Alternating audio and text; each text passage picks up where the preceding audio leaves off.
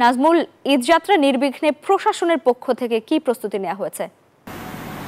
আপনাকে ধন্যবাদ। আপনি যেমনটি বলছেন, এই মুহূর্তে রয়েছি ঢাকার ইচ্ছা মহাসড়কের বলিয়ারপুরে এবং আমরা যদি আপনার দেখাই যে সড়কে রয়েছি এখন কিন্তু সড়কটি দেখছেন যে গাড়ির কিন্তু চাপ রয়েছে এবং এই সড়কে যে যান চলাচল কিন্তু সড়ক গুরুত্বপূর্ণ একটি সড়ক। এই সড়কে আপনারা জানেন যে সড়কে কিন্তু সড়কের যে নির্মাণ কাজ সেই নির্মাণ কাজ করা হচ্ছে। একই ফলে ঢাকা টাঙ্গাইল মহাসড়ক এবং বাইপেল আবদুল্লাপুর মহাসড়ক এই সড়কে কিন্তু যে এলিভেট স্পেসের কাজ সেই কাজের কারণে কিন্তু এই সড়কের যে ধীর গতিতে আসলে মানে কাজ চলছে, যার ফলে এই সড়কটি কিন্তু খুবই গুরুত্বপূর্ণ, যার ফলে এখানকার 23টি জেলার মানুষের যাতায়াত করে। এই সড়কের দিয়ে যে মানে সড়ক শুরু হয় ছোট হয়ে যাওয়ায় কিন্তু সড়কে এবার বলা হচ্ছে যে যানজটের সংখ্যা বেড়েছে এবং হাইওয়ে পুলিশ তারা বলেছে যে যেহেতু রাস্তার দুই পাশে যেসব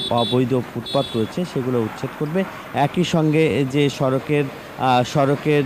সড়কের যে নির্মাণ কাজ করা হচ্ছে, ঠিক তারা বলছে যে যেহেতু আজকে শুক্রবার, আজকে থেকে তারা পুরোপুরি যাতে সড়কের পাশ থেকে যাতে ছোট যে যানবাহনের যে কাজগুলি চলছে সেগুলো তারা সরিয়ে নিয়ে বিকল্প ব্যবস্থা করবে এবং ঈদের আগে কাজ বন্ধ রাখার সেই ব্যবস্থা কিন্তু তারা বলা হচ্ছে। এই ছিল আমার কাছে ঢাকা আরিচা মহাসড়কের ঈদে ঘরে ফেরা মানুষের সর্বশেষ খবর। ফিরে যাচ্ছি স্টুডিওতে, জান্নাত লাইবা আপনার কাছে।